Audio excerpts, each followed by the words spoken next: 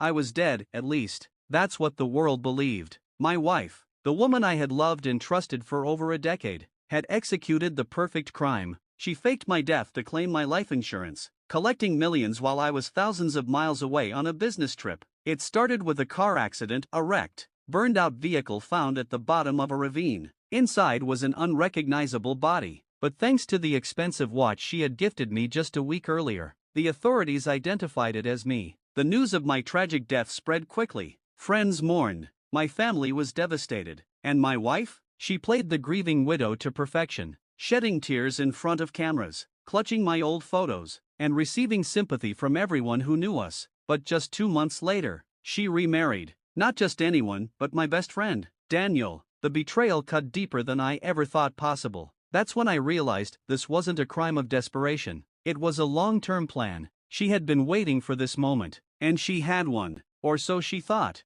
When I discovered what had happened, rage coursed through my veins. I could have rushed to the police immediately, but that would have been too easy. No, I wanted something far worse than justice. I wanted revenge, but I wanted it done legally. So, I disappeared into the shadows and got to work. First, I needed proof. I hired a private investigator, who uncovered everything: bank records, offshore accounts, and even documents showing that she had increased my life insurance policy months before my death. Every detail pointed to a carefully crafted plan. And then, there was Daniel. He wasn't just a passive player in this scheme. He was in on it, helping her forge documents and manipulate the system. Now, all I needed was the perfect moment to strike.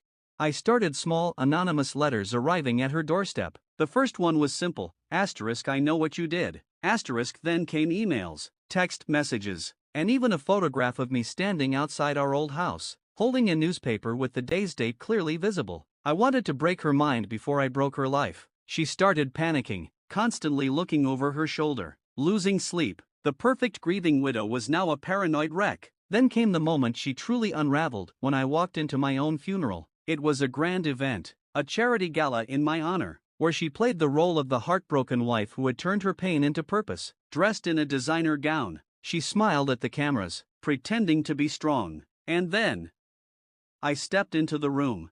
The gasps were audible, glasses slipped from hands, shattering against the marble floor. A few people screamed, but the best reaction came from my wife. Her face drained of all color, her knees buckled, and she almost collapsed, surprised to see me. Darling, I said, my voice carrying through the stunned silence. She couldn't even speak. Daniel, ever the coward, took a step back, already preparing to run, but it was too late. I had already set everything in motion. The insurance company, furious at the fraud, sued her for every last cent. The police arrested her for insurance fraud, conspiracy, and attempted murder. Her accounts were frozen, her assets seized, and just to twist the knife deeper, Daniel abandoned her the moment the handcuffs clicked around her wrists.